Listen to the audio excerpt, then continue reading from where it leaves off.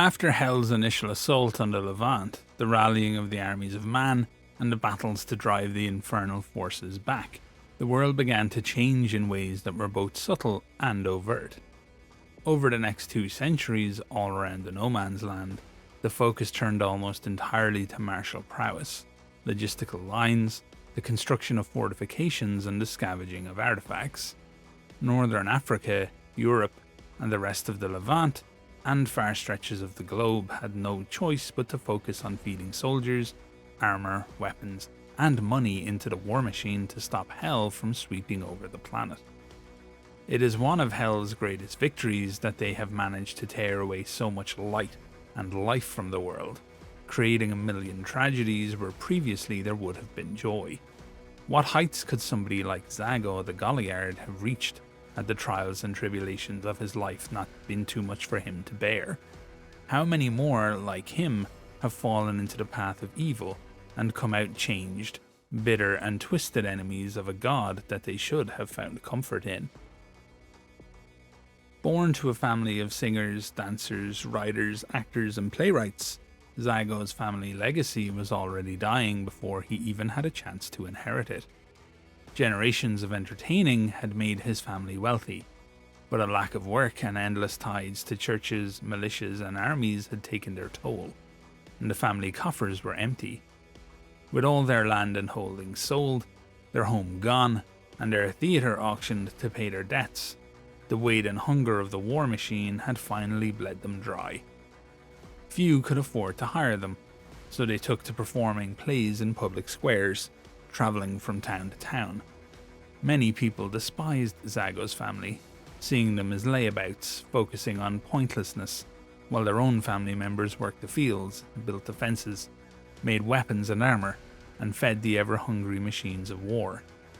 There was little place for laughter or mirth in this new world, only survival. Few people saw the need for whatever joy Zago and his family tried to spread, and slowly but surely, the public attitude towards the arts and the artists began to become more openly hostile. Not even switching their focus to telling stories, writing plays, and singing songs of the deeds of man against the devil's forces seemed to be able to win them much favour. One night, while performing a play in a heavily garrisoned town, the members of the local aristocracy took great offence at what they considered to be a mockery of God within the lyrics of a song. The entire family was taken into custody, save for Zago, who had been too ill to perform that night and was sleeping in the covered wagon the family called home. He awoke to screams and jeering, slipping from the wagon and following the noise along unfamiliar cobbled streets. The fever that possessed him made him weak, but finally he found himself in the square, a baying crowd in front of him.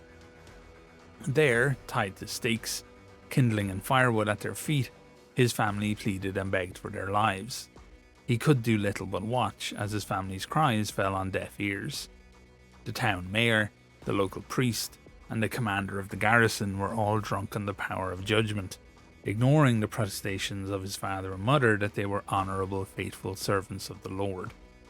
They had, to their minds, rooted out heretics who sought to mock the Lord and spread the word of the devil. The fires were lit, and through the burning heat of his own fever, Zago watched his family's flesh blister and blacken, their screams echoing through his mind. The sights and sounds broke something within him that day, but worst of all, what haunted him longest, was the weight of his own cowardice. He never spoke up, never fought for his family, never pleaded for them or made their case. Afraid to face the fires himself, he kept silent and watched as they died. While it was unlikely he could have changed their fate, what kind of person was he to not even try? On fire with a sick fever, half mad with grief and self-hatred, he snuck back to the wagon and grabbed what he could before stealing out of town in the dark. The townsfolk cheering the burning embers of his family haunted him long after he was out of earshot of the town. Needing to survive, yet unable to use his family name, now known for its association, wrongly or not, with heretical activities, he took on the role of a wandering jester. Becoming just Zago, he hid behind a mask, and sold his services to any rich merchant or aristocrat who felt the need for a temporary jester. With society having managed to survive the wars of Triclavianism, where the church turned upon itself, cruelty in society had become the norm. There was also the constant threat of heretical uprising, as the forces of the damned constantly probed and prodded at weakened domains, as the faithful fought and squabbled amongst themselves.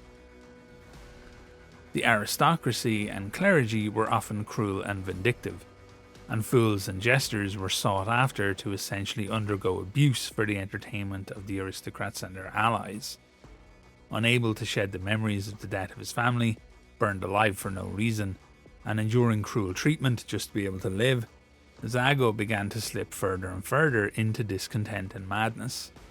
As he slept, he would dream of revenge against those who had wronged him, and while during the day he prayed for peace, his prayers always went unanswered, and he was unable to find tranquility amongst the torment.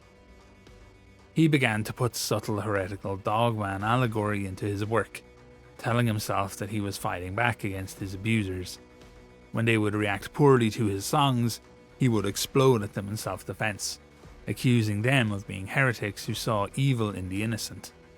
As subsequent patrons grew more and more disturbed and unsatisfied with his artistry, he would tell them simply, "The arrangement sounded much better in my head." Slowly but surely, over the course of months and years, what had been true and pure and faithful in Zago's heart was lost, and he slipped into the heretical almost without realizing that he was damning himself. He returned to the town where his family had been killed, arranging to perform for the very man who had ordered their deaths. During the performance, he unveiled his latest work, a disorganized and discordant mess of music with lyrics that were openly heretical and mocking of God. With the angry crowd baying for his blood, enraged that he had desecrated their town with his satanic performance, he managed to slip away by removing his mask and donning a cloak, somehow buying him enough time to set out north before anyone even realized he was gone. He left them a parting gift on the stage, the tabouret he had used to play the percussive elements of his song. There, staring back at them, stretched as leather across the delicate wooden circles of the tabouret, the distorted face of the mayor who had been absent from the audience and hadn't been seen since he had left on a hunting trip the week before. Fearing they had been unwilling witness to some great and evil ritual, the cleric demanded that everyone go through a blessing, for fear that their souls were damned and lost from what they had seen. Zago used the time to put distance between himself and the town, for he knew that their fury would follow him. He was pursued by bounty hunters, townsfolk, and the faithful for hundreds of miles. The chase took its toll, and he couldn't rest, sleep, or see to the wounds he picked up along the road from near misses and towns where outriders had carried news ahead of him. They warned the fearful and the faithful of a lone traveller, a mummer and a fool, a heretic and a heathen. At night, he dreamt of those who followed him, seeing them as ghostly apparitions, burning bright when close by and fading away in the distance. When awake, he lived under constant feelings of déjà vu, as if the world was playing out a book he had already read. A dozen times he should have been caught, but something drove him to make a different decision when he had decided on a course of action, or to change his mind at the last possible moment. Several times he opted to avoid a town for no good reason, only to see bounty hunters arrive as he watched from the nearby woods. He could feel things tugging at his mind, and even when he was awake, the ghosts of whispers pulling him north, towards Carantania. Eventually, ravaged by fever and half mad and sick from the road, following voices that only existed in his head, he came to a cave, hidden from view by rolls of earth and groups of trees. He stumbled inside, moving deeper and deeper, the air growing cold, the sharp tang of minerals and moss biting the back of his throat with each breath.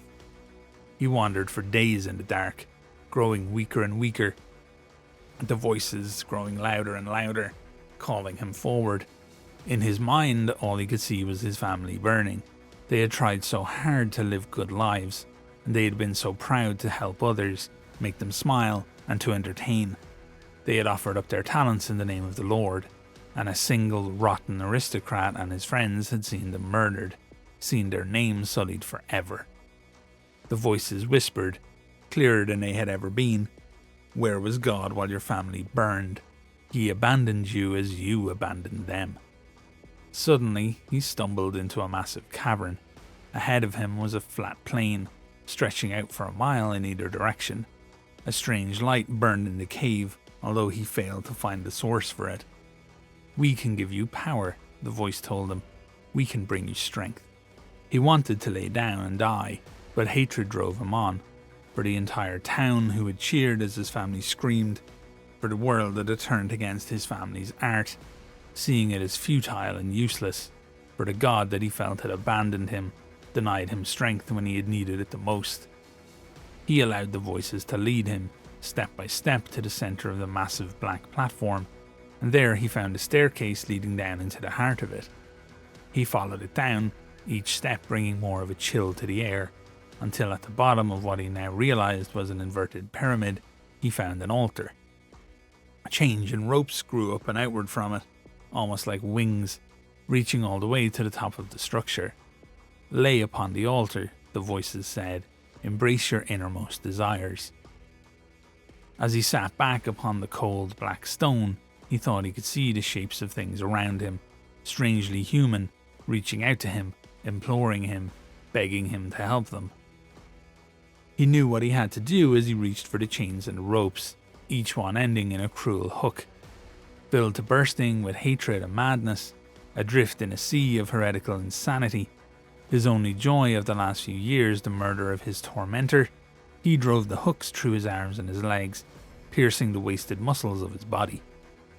Bidden by no earthly power, the ropes and chains pulled him upward, suspending him high above the altar, and inverted him so that his blood ran down over his own body, across his face, and dripped from the top of his head.